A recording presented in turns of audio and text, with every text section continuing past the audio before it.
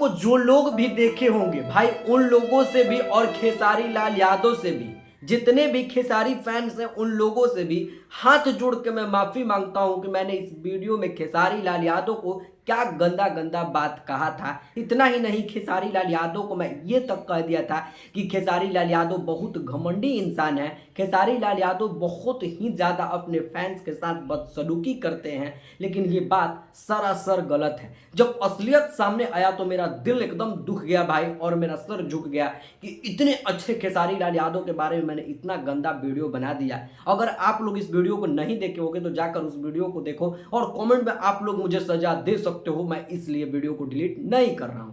खैर, आप लोगों को बताना बेहद जरूरी है कि खेसारी लाल यादव का बहुत ज्यादा उसमें पेट में दर्द हो चुका था और खेसारी लाल यादव इस वजह से उस फैंस के साथ इतना बदसलूकी किए थे। अगर सबूत चाहते हो तो आप लोग इस वीडियो को देखो।